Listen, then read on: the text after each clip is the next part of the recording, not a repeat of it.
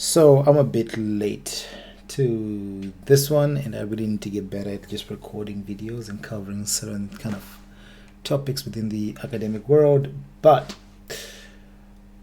in late 2024, I came across a Forbes article, which is pretty much on screen, and it was basically talking about a class action antitrust lawsuit that had been filed by academics. I think they were like PhDs or professors or something. We'll find out when we read the article. But yeah, they pretty much, the lawsuit was filed against academic publishers. So these would be people like Nature, Springer, Elsevier, who I covered and spoke about in my last video with the like thousands of AI generated research papers that they had published and allowed into their journals. And there were like a few others. I think they're covered in the article at some point. So yeah, you can get their names. And this pretty much piqued my interest because I was curious to find out if this related to the publish or perish culture / crisis within academia that I've pretty much spoken about quite a few times. So I decided to check out the article and see what was happening. Granted, I read the article, I just didn't make a video on it until now, which is basically like what, 2026, or like a year and 5 months, a year and 6 months. So not great, but hey, it is what it is. Life was got in the way. But as the article clearly states, the Forbes article, it was written in I don't know if you can see that. I hope you can see that because I did zoom in. But article was written in 2024 in September, basically September 16th to be precise. And again, like I said, I'm late to this one, but I checked if there was any recent news articles or movement on the lawsuit itself. Just so I can add it as part of this video instead of just covering the lawsuit as well. I can cover any other movement on it. And apparently, the judge who was presiding over the lawsuit made a decision basically and announced it. And I sounded like a lawyer in that moment. But anyway, moving on. But yeah, so a decision will be made on this, and I'll be talking about that as well later on in the video. But this story has flown under the radar, even within the academic world, because I literally stumbled upon it through like LinkedIn. So I didn't it's not like I scour Forbes all the time, but I just stumbled upon it on LinkedIn and then kind of went into it. And it's quite surprising because the issues, I guess, discussed within this lawsuit do impact PhD students and researchers everywhere, really, because these academic publishers, they're like global, right? Because the peer review system, the publishing system is a global system. It's not like, it's not region locked or locked to any country. It's global. So this affects pretty much a lot of researchers and PhDs around the world, yet it was kept on the low, which is interesting, to say the least. But in a nutshell, if I'm going to summarize the article before we jump into it, the article talks about how academic publishers have been exploiting PhD students and researchers, but especially researchers. And it's all coming to light thanks to, the lawsuit obviously gaining traction, being published in Forbes. And I mean, it wasn't even published in other by other news publishers like the Authors Alliance. Don't even know who these guys are, but yeah, they're in there too. There was this article also published in the, what's it called, the chemical, but C&EN, which is Chemical and Engineering News. So yeah, even like engineering and stuff. So and a bunch of others. Like I think I saw one article, same article written in Reuters or something. So it was covered by a decent amount of people within the academic space, or just whoever covers the news, basically. And If you're a PhD student or like a PhD holder or researcher, someone in academia, you probably want to hear this, and you might be interested in this. Especially if you haven't heard anything about what's going on out there and the craziness. So let's talk about the elephant in the room, which is, how do I put this? Which pretty much are the accused, I guess, by this lawsuit, which are some of the biggest names in the publishing world when it comes to academia, as I mentioned earlier, and they are Elsevier. You'll be familiar with them from my previous video.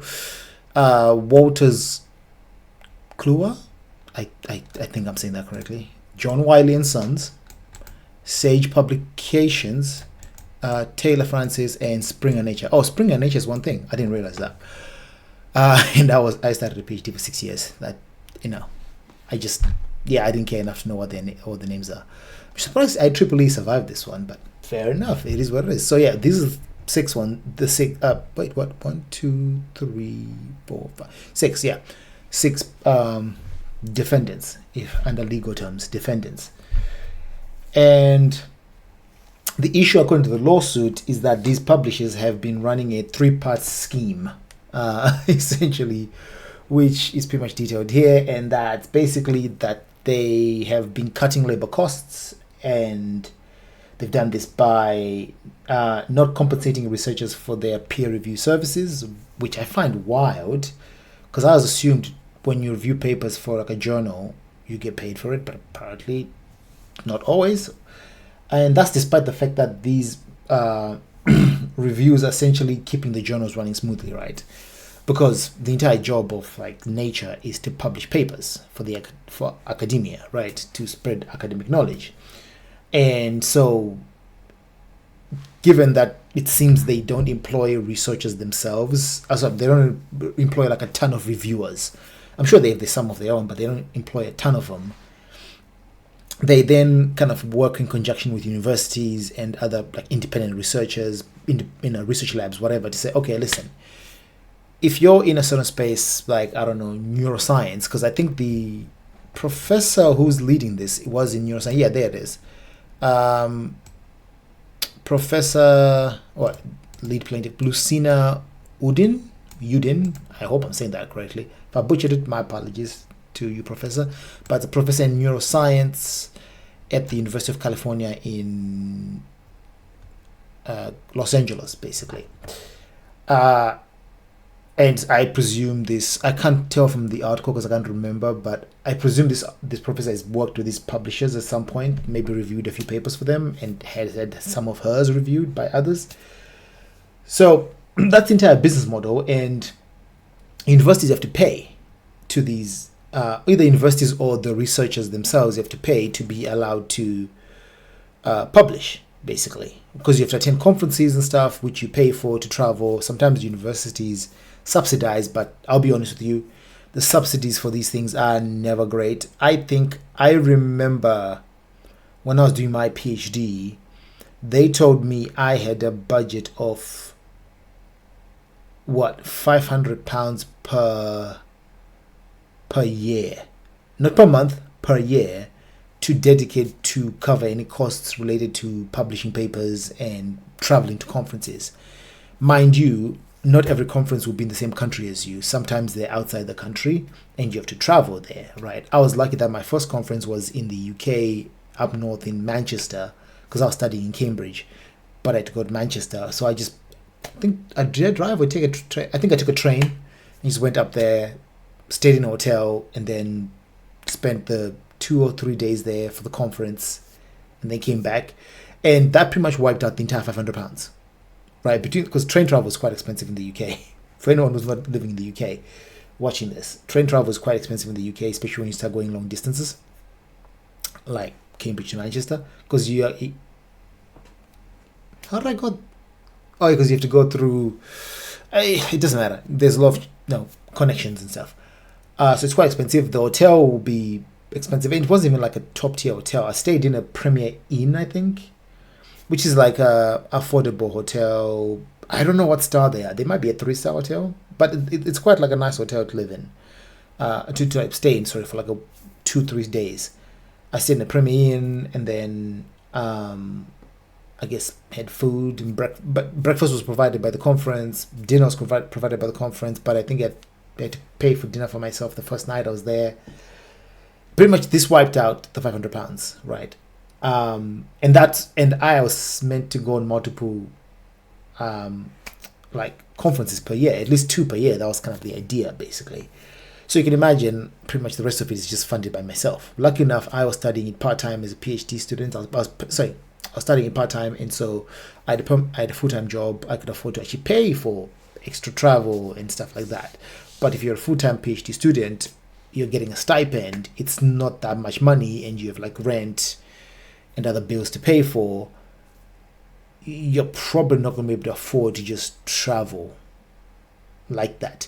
To be fair, I mean, in the UK now they provide student financing for PhDs. They didn't used to when I started, but they did later on in 2018 or 2019, just before COVID, I think.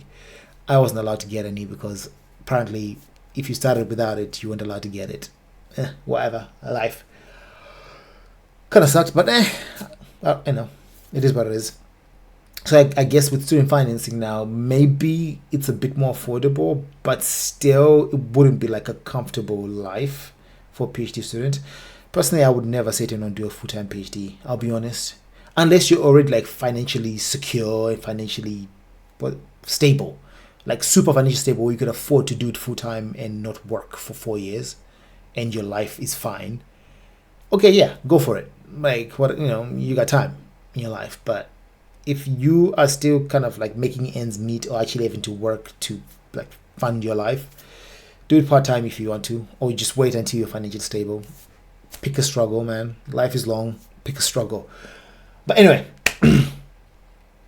I'm surprised, going back to the article because I'm kind of going, tangents here. I'm surprised that these journals don't pay researchers, because I just assumed they paid. I never really looked into this until this article came out.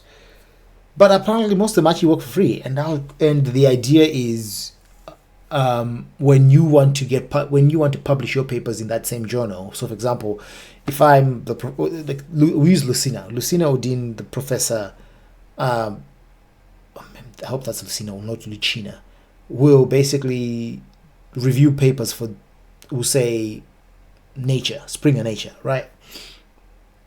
And they'll be like, okay, as a favor to you, when you want to publish your papers here, we'll put them at the front of the line to get reviewed by others. Obviously, you can't review your own papers. That's just that's just silly. We'll put them at the front of the line so you get published quicker.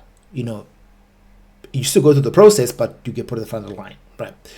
And I guess that's some of the kind of deals and agreements that are in place. And universities your university that you work for gets to publish more papers quicker, blah blah blah, etc. Now, none of this I don't think is covered in this. I can't remember seeing it in the article, but I just know from having spoken to my supervisor, because she's like a professor, associate professor. At least she was. I haven't spoken to her in a while. At the time, she was associate professor or something, and yeah, she kind of understood the system. But yeah, so that's the first thing. They're robbing these people blind, and that's just not cool. And the second thing is they're restricting competition. And that's basically, apparently these publishers were requiring researchers to submit their manuscripts to only one journal at a time, which kind of slows down the whole process of like reviewing, and also reduces your options. So generally speaking, when you write a research paper, because I did do this when I was doing my PhD, you basically will pick like 2 or 3 conferences and journals you want to publish to, basically, right? Probably 2 or 3, not more than that. And when you write a paper, you submit to all 3, because you don't know who will review yours quicker. Because, side note, I wrote a paper at the end of my PhD back in 2023, by the way, and as July 2023, I submitted the paper by September 2023. I graduated, and I literally got like the graduation like November, December 2023, and I hadn't heard back from the journal paper, from the journal that we submitted to. I can't remember what they called. I can't remember what the journal was. It might be Elsevier. I can't remember. So I kind of just went about my life because I was like, I'm done with the PhD. It's all good. Literally a year later. So imagine you submit your paper in like September, October 2023. They email in December of 2024 to say, we've finally reviewed your paper. You need to fix all these things. I'm like, are you kidding me? Right? I don't want to go too much into that because I want to make a separate video about that. But that's like the foolishness here, basically. So and to be fair, I made a mistake by only submitting one journal on that one. But I'll be honest, I was done with the PhD. I just want to be done with it. I'll be honest. So that was on me.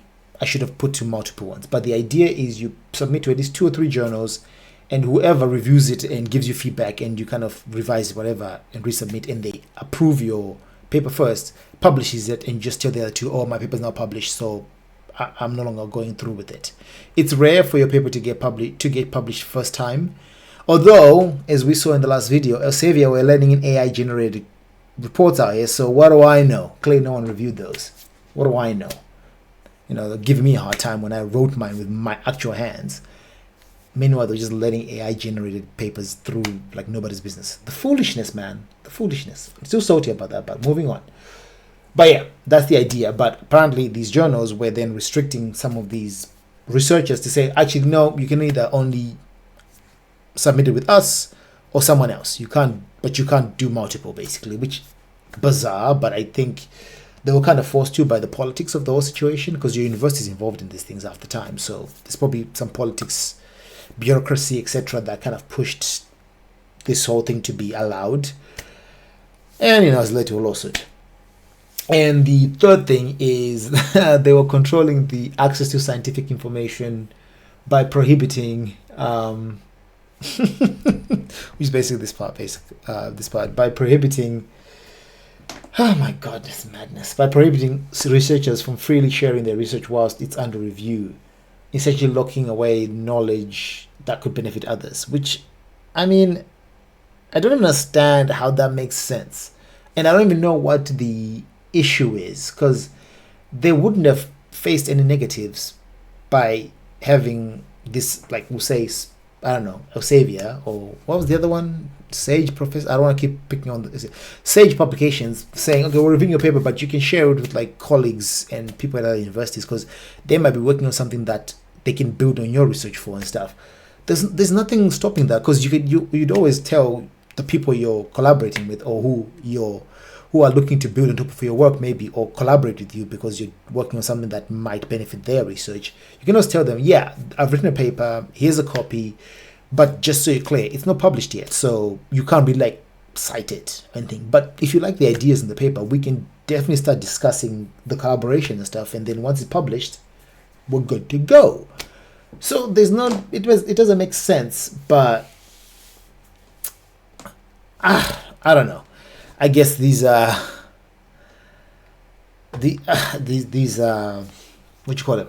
publishers decided this was the good idea for whatever reason, and I mean, this led to a lawsuit because these three elements, individually are unlawful, at least under Section 1 of the Sherman Act. Okay, hold on. I don't know what the Sherman Act is because I'm not American, right? Because clearly this lawsuit was done in America, so I'm not going to cover whatever the Sherman Act is because I don't know what the hell that is. But apparently it covers this stuff. So yeah, it's crazy. Anyway, let's keep pushing. So I realized I didn't have a light on to kind of make it a bit more brighter, because I don't think the lights in the room are bright enough. But I'm not retaking this video, so I'm not redoing this video. That's not happening. It is what it is. We're rolling with it. If I was dark and you're gonna see me before, because dark skinned, I'm black, it is what it is. We're rolling with it. Anyway, where were we? So these publishers are basically accused of how do I put this? They're pretty much accused of preventing the spread of knowledge, basically, which is kind of, ironic is the wrong word, but I'll go with silly because I don't know if there's a better word. I can't think of a better word. I'll go with silly because the entire idea of research and PhDs and all that is the creation and sharing of knowledge, adding to the knowledge base, right? Contributing. There you go. Contributing to the knowledge library or whatever they call it. I used to know these things when I was studying. I've forgotten most of them, but that's kind of a core principle, we'll call it, of research. Is you're adding to you're not building from nothing. You're building on top of what other people have built. Either you're trying to disprove theories and experiments, or you're trying to build on top of them, or you're trying to say, I see what you did there. I found a better way. Maybe your way was the most cutting edge 10 years ago or 5 years ago, whenever, but I found a better way to do it more efficiently, whatever. And that's pretty much building on top, etc. So to have these publishers trying to restrict the publishing of the research and the access to the scientific information is just insane and kind of goes against the entire whole principles of academia, which is an industry they're serving.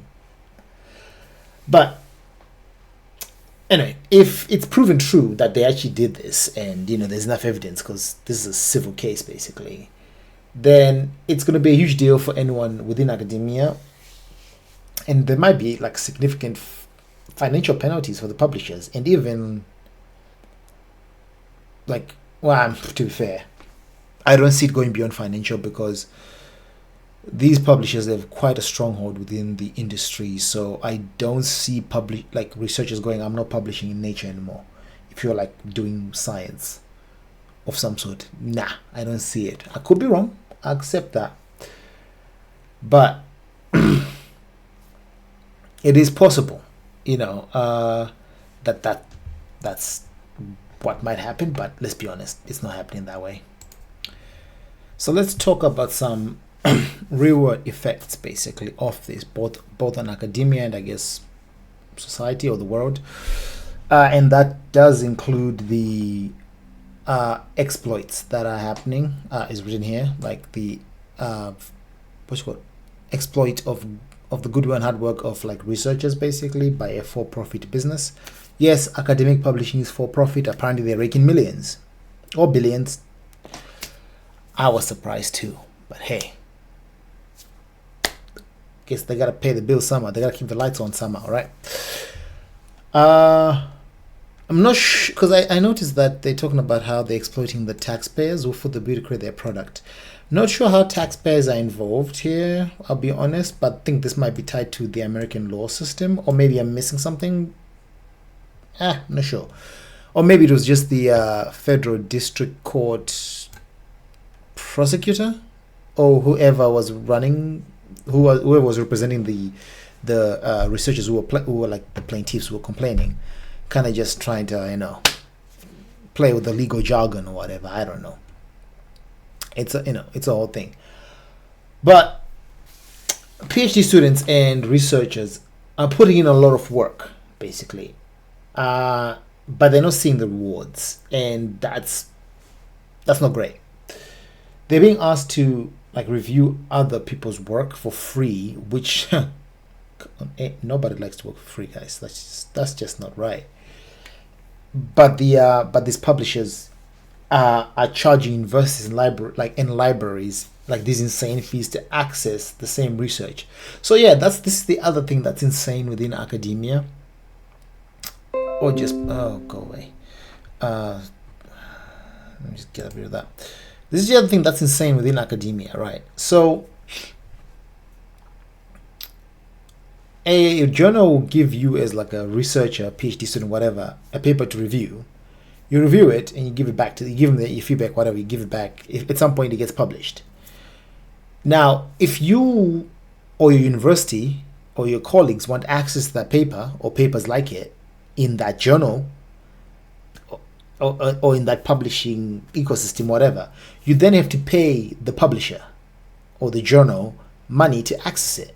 Basically, either you do it yourself or your university has to pay. Usually, I think they target the universities, but either way, it doesn't matter. Someone has to pay them. Usually, the very same people who've been working for free to review the papers. You have to pay to then get access to those papers so they can use them for citations and whatever. Along with like libraries, which might be like either attached to the university or external, right? And it's just insane, right? And it's like don't like don't even get me started on the stress and frustration like of getting like of like reviewing these papers. I've never reviewed a research paper myself. I've only like been on the end where I receive feedback, right? But my supervisor, who was an associate professor at the time, probably she's a professor now, who knows, did tell me that it's a lot of stress to just like go reviewing a bunch of papers because you have to probably read them. They're like 10-page papers, right? And then give proper feedback. If you're going to be a good reviewer, you have to give constructive feedback back, basically, and it has to be add value instead of just like, passing it through. But basically, there's the aspect of getting your research paper rejected, as the researcher, and not because it's bad, but because like these publishers just want to control everything. Because for many researchers, it's like running into a brick wall, basically, over and over again. Because I've had this happen where I submit a paper, not the crazy one I just told you, which took like a year. No, when I was midway through my PhD, I submit a paper, get some feedback, and half the feedback wouldn't make sense because sometimes I'd get like conflicting feedback from different researchers. One researcher would say, "Oh, this is a waste of space." I mean, some of these guys were harsh. Another researcher would go, "Well, it's actually a good idea. Just tweak these areas, make it clear." Some would say, "Look, the ideas sound. I just don't think the evaluation is really good. The experiments look good. Can you just flesh out the experiment?" And another will go like, "It's good to go. So let's submit it for publishing." And it's like, who do I listen to, right? And so there's that little like circle that happens. But okay, that one I can't necessarily blame the publishers. Actually, you know what? I can. Do you know why? Because if you're going to be a reviewer who says to me your paper is a waste of space and not actually tell me why, like give me the bullet points as to where I failed to meet the metrics and like whatever the key pieces are to make this make sense, either you're already pissed off at your job as a reviewer and the fact that they're working you to the bone. Again, I might be exaggerating there, but they're working you to review papers and not paying you, so you're pissed off and you're taking it out on me. It's like, why am I being punished? Go fight the publisher and stuff like that, and stuff like that. So these are the real world consequences. Like PhD students are affected by this. I'm now starting to think some of the bad reviews I got that made no sense were because the researcher was just pissed off with the publisher for whatever reason, which I won't be surprised if it's the case. But anyway, moving forward with this article and the foolishness in it, because there's something missing from this picture. And the thing is, this, and I don't know if they purposely didn't put it in the article or even covered it. I don't know. But the thing is, the lawsuit itself exposed the ugly side of academic publishing. Right, because before this, I don't think many people knew how academic publishing worked. Hell, I didn't, and I was in academia for 6 years. Right. And you might be wondering, why isn't anyone like talking about this more widely within academia, outside academia? Why isn't this a big talking point? Like, where are the universities, the media that claim to care about PhDs? Why isn't this being shouted from the rooftops as to the, I don't know if I can use corrupt because corrupt might be too far harsher word, but I'll say the insidious behavior being carried on by these publishers. And well, here's the thing, right? Many of these publishers have deep pockets, and like I said before, they are apparently making millions. There's somewhere in this article where they talk. Yeah, you see, these, or they say companies, but the publishers evading accountability for their perverse and damaging business practices for far too long, taking in billions of dollars away from science to pay their obscene profits. So apparently they're making billions, you know, if this article is to be believed. And like I was saying, they have deep pockets and strong influence of academia, because if you want to get your paper published, you have to go through some of these major ones.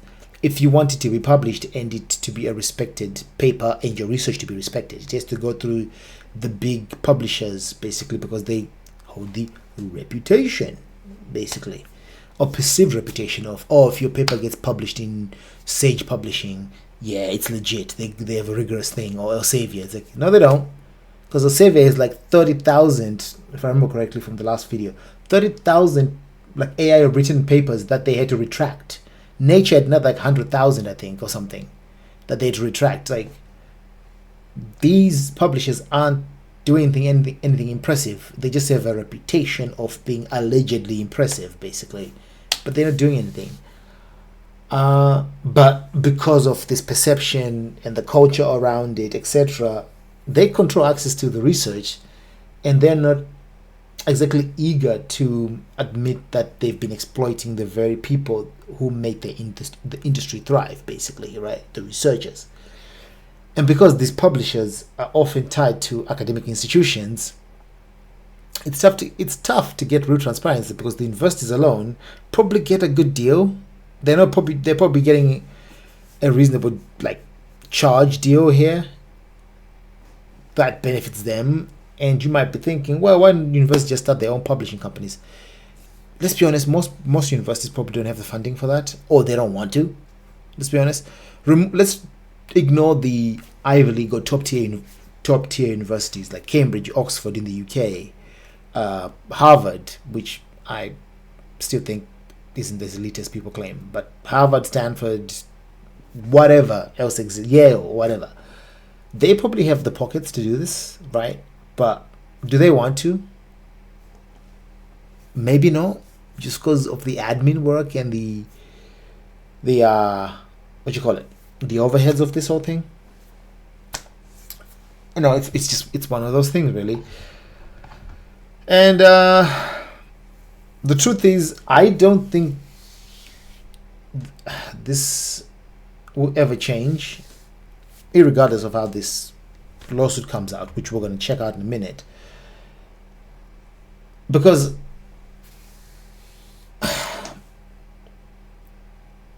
I mean, you see, I think this academic publishing complex of perverse business practices is going to be around for a while, right? Like I said, they have the deep pockets to do so, and I don't want them to be around for a while, but I think they will be here for a while.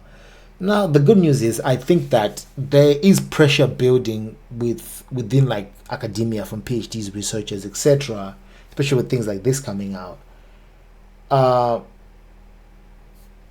where the system might be on its way to like a change or some sort of update, or like a tweak, we'll call it, especially as open access journals continue to grow in popularity, because there is a concept of open access journals, which is the equivalent of open source for like software. If you're in the tech world, you've probably heard open source software as a principle, or like royalty free music. If you're looking at music, similar idea, basically. That aspect of within academia is continuing to grow, basically, in popularity. So at some point, unless this publishing houses get their act together, they might lose more papers to those open source, open access journals. Sorry, I should say. I was thinking of the software engineering world. Yeah, I was thinking of tech, actually, should say. So they might lose access. But listen, even with open source, companies like Microsoft and Google still exist. So And these publishers are the equivalent of a Google or a Microsoft or a Disney or BlackRock or whatever, just within academia. So it's unclear how or when or if there will be improvements in this publishing environment. But I hope it does change, as someone who used to be in academia and I can see the value of it. But hey, I just think they should just start paying these researchers for the work they do. Probably wouldn't probably have to be like an obscene amount if you paid per paper. I don't know how much makes sense here. I'll be honest. But let's be honest. If you said, okay, we'll pay $50 or £50, depending on the currency you're using, per paper you review,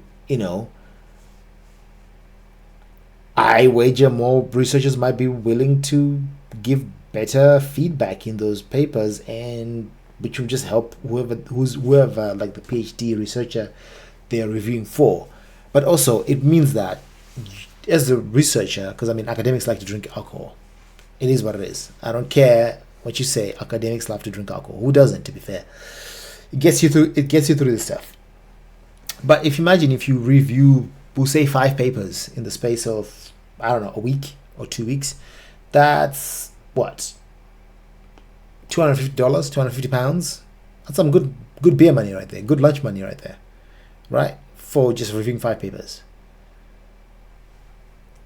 I think it might be a good way to go. I don't know. To be fair, I've actually thought about it. I actually did the research and looked into how I could go about creating like a publishing company. And I did some of the research just to see. There are a lot of steps, to be fair. So it's something I might do in the future. We'll see.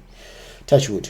We'll see. But I did think about it. Like, if you had a publishing company, academic publishing company that actually pays reviewers, and maybe you work with a subset of reviewers, so you probably can't work with hundreds of them, but you maybe work with like 20 to start, or 10 to start with, and then you just grow it as the business grows, and you grow, and maybe at some point you have like 1,000 reviewers and you're paying each one of them per paper, and you say to them, listen, you can only ever do a maximum of like 5 to 10 papers within a given period, because I don't want you not focusing on your own research, etc. Right? Might be a good deal. £50, 10 papers, £500. That's someone's rent right there, guys. That's someone's rent. I'm just saying. But it's one of those things. Now let's check out the verdict real quick. So turns out the judge dismissed the case, which basically means the publishing companies won, and the researchers who launched it failed, basically. And this was done on the 30th of January, so recently, actually. That's like a week ago, man. And apparently the judge, I guess they're publicly known, the U.S. District Judge Hector Gonzalez ruled the lawsuit relied on a series of inferential leaps. I don't know what that means. And failed to demonstrate direct evidence of the antitrust conspiracy. I don't know what inferential leaps means here, but I assume... okay, let's just Google it. 1 second. Okay, you can't see what I'm reading on my other screen, but apparently inferential leaps. Inferential leaps refer to the process of making educated guesses or conclusions based on observed data or measurements, even when the underlying factors cannot directly be observed. This involves interpreting information and drawing conclusions that may not be immediately evident from the data alone. So basically what I guess the judge is saying is most of your accusations were educated guesses and you didn't have enough evidence to back it up, basically. I think that's what I mean. That's basically what the judge is basically saying. Yeah, you came with the claim and accusation, but you couldn't like really back it up with your evidence, and I guess the publishers were better at defending their point, basically. Now, I'm not going to read the entire article in here, but I just want to look at some stuff. Apparently, before the dismissal, 3 more academics had joined, like Professor Udin, as plaintiffs from the University of New Orleans, Professor Robert Mahone, Feinstein Institutions, I'm not even going to try, Damala, Elsevier Damala, and another University of California, Berkeley, Professor Shirley Facente. Probably messed up those names. Yeah, so more people had joined, but basically, yeah, it didn't mean anything. And apparently, in 2023, the the publishers basically brought in a combined 10 billion in revenue from peer-reviewed journals.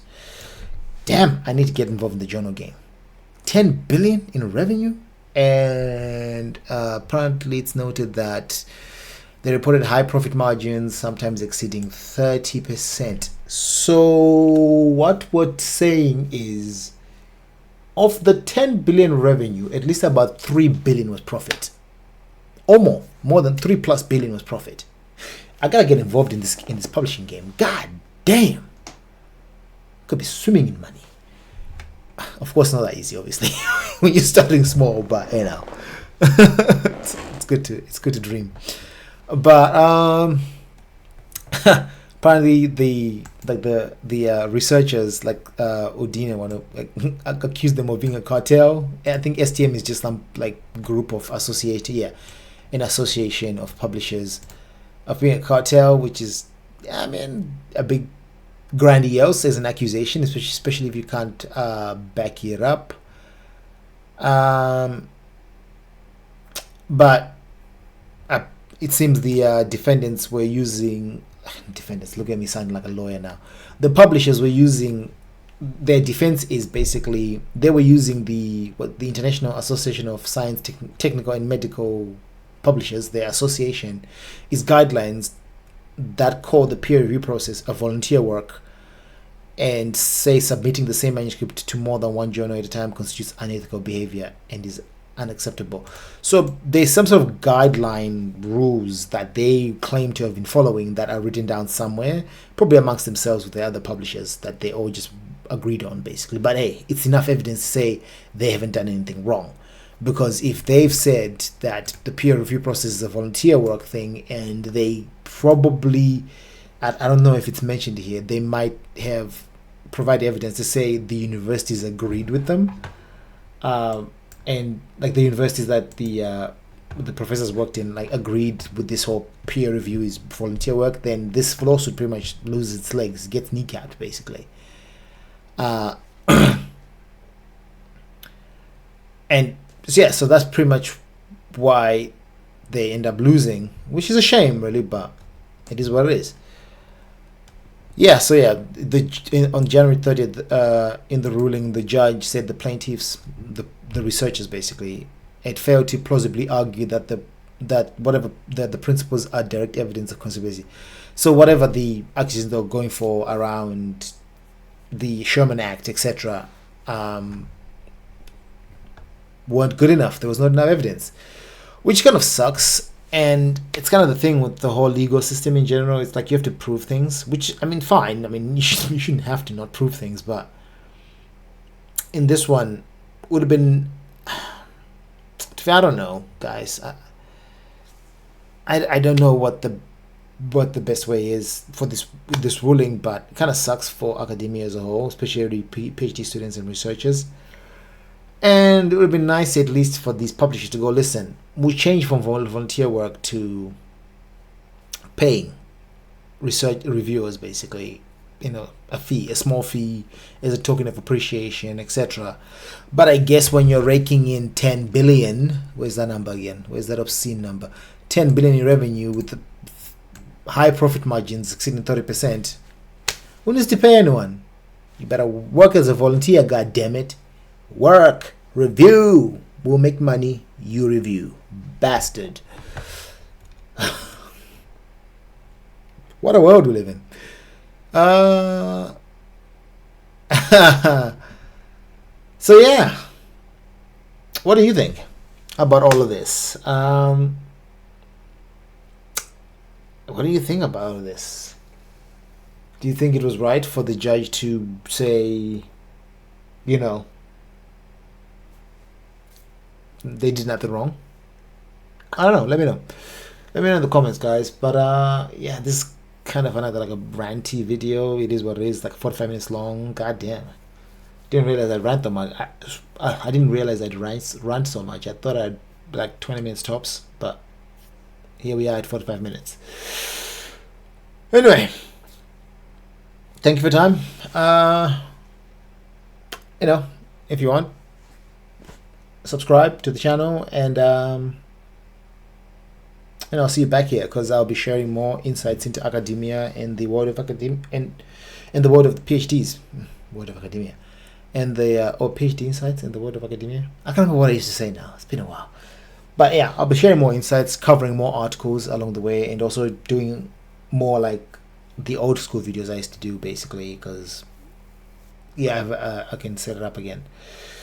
Yeah, I'll catch you guys in the next one. Sounds good.